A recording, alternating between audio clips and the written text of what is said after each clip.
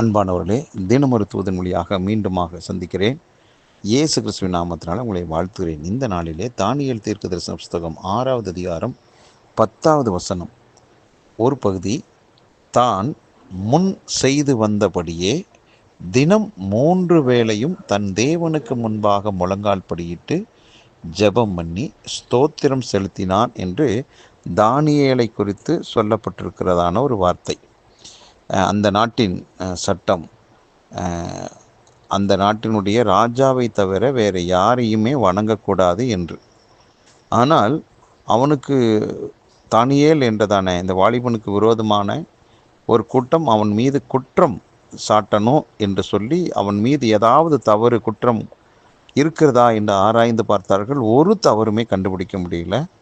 இப்படிப்பட்ட சூழ்நிலையில் அவன் தெய்வ நம்பிக்கையில் குற்றம் கண்டுபிடிக்கலாம் என்று சொல்லி அவன் ஒவ்வொரு நாளும் ஜெபிக்கிற ஒரு மனுஷன் என்று தெரியும். அப்படிப்பட்ட காலகட்டங்களிலே அந்த விஷயத்தில் தவறு கண்டுபிடிச்சா தான் கண்டுபிடிக்க முடியும். வேறு எந்த விதத்திலும் அவனை தவறு, பாவம், குற்றம் என்று சொல்ல முடியாது என்று சொல்லுகிற அளவுக்கு அவன் நல்லவனாக இருந்தான். ஆகவே அந்த விஷயத்தில் குற்றப்படுத்த வேண்டும் என்று சொல்லி ஒரு கூட்டம் நினைத்தது. அதனால் ராஜாவிடத்தில் சொல்லி சட்டம் போட வைத்தது, ராஜாவை தவிர வேறு யாரையும் வணங்கக்கூடாது என்று.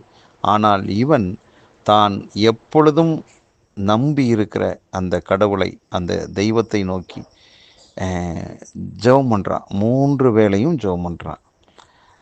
ஆனால் அவனுக்கு தெரியும், அப்படி நாம் கடவுளை வணங்கினால் தண்டனை கிடைக்கும் என்று. ஆனால் எந்த சூழ்நிலையிலும் கடவுளை, ஆண்டவரை, உயிருள்ள அந்த தெய்வத்தை வணங்குவதற்கு இவன் தனக்குத்தானே தடை பண்ணி கொள்ளவே இல்லை. எவ்வளவு பெரிய தண்டனை எனக்கு முன்பாக வைக்கப்பட்டிருந்தாலும், ராஜாவே நமக்கு எதிராக இந்த சட்டத்தை போட்டு சிறையில் அடைக்க நேர்ந்தாலும், பெரிய தண்டனை கொடுக்க அவன் ரெடியாக இருந்தாலும் நான் அசர மாட்டேன் என்று சொல்லி உறுதியாக இருந்தான். நான் இந்த நாளிலே கர்த்தர் நமக்கு என்ன சொல்கிறார்னா, அன்பு மகனே, மகளே, நீ உனக்கென்று நான் கொடுத்திருக்கிற அந்த வாழ்வை, அந்த பரிசுத்தமான, நீதியான, உண்மையான, வைராக்கியமான ஒரு வாழ்க்கையை நீ தொடர்ந்து வாழ்ந்து காட்டு.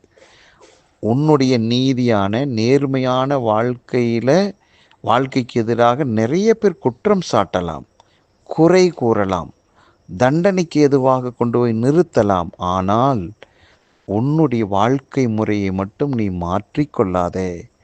நீ உனக்கென்று வைத்திருக்கிற, கடவுள் வைத்திருக்கிற அந்த நேர்மையான பாதையில் நீ தொடர்ந்து செல், தொடர்ந்து பயணம் செல்.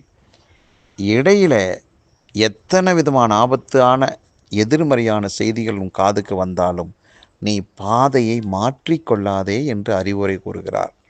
பிற்பாடு என்ன நடந்துச்சு தானியேலுக்கு என்ன நடந்துச்சு தெரியுமா? தானியேல சிங்கத்தினுடைய குகையில் போட்டாலும் சிங்கம் அவனை சேதப்படுத்தாதபடிக்கு ஆண்டவர் அவனை காப்பாற்றினார். அருமையானவர்களே, உங்களுடைய நீதிக்கு ஒரு பரிசு காத்திருக்கிறது. உங்களுடைய உண்மையான, பரிசுத்தமான, நேர்மையான வாழ்வுக்கு சத்துருக்கள் தண்டனை கொடுக்குன்னு நினைச்சாங்க. ஆனால் தேவன் உங்களுக்கு உயர்வை கொடுக்க நினைக்கிறார். அன்றைக்கு தானியேலை தேடி அவனை வைத்திருந்த சிறைச்சாலைக்கு நேராக ஓடோடி அந்த ராஜா வந்தார். அவனுக்கு வந்து அவன் உயிரோடு இருக்கிறதை கண்டு ஆச்சரியப்பட்டு கடவுளை துதித்து அவனை விடுவித்து அவனுக்கு உயர் பதவிகளை வழங்கினான். பிரியமானவர்களே, இந்த நாளிலே நானும் நீங்கள் கற்றுக்கொள்ள வேண்டிய விஷயம், ஆண்டவருடைய விஷயத்தில் நாம் எந்த அளவுக்கு உண்மையாக இருக்கிறோமோ இருப்போம். அதை வழி மாறி போகச் செய்கிற எந்த அழுத்தத்துக்கும் நாம் இடம் கொடுக்கவே வேண்டாம். தொடர்ந்து நமக்கு நியமிக்கப்பட்ட பாதையில் ஓடுவோம். நமக்கான ஒரு உயர்ந்த ஒரு இடத்தை ஆண்டவர் வைத்திருக்கிறார். அது மேன்மையானது, அழகானது, ஆசீர்வாதமானது, இன்பமானது, சமாதானம் நிறைந்த ஒரு நல்ல இடம் நமக்காக ஆண்டவர் வைத்திருக்கிறார். அந்த இடத்துக்கு போகிறதுக்கு நாம் ஆயத்தமாகுவோம். இடையிலே இடதுபுறம் வலதுபுறம் எந்த விதத்திலும் நாம் சாய வேண்டிய அவசியம் இல்லை.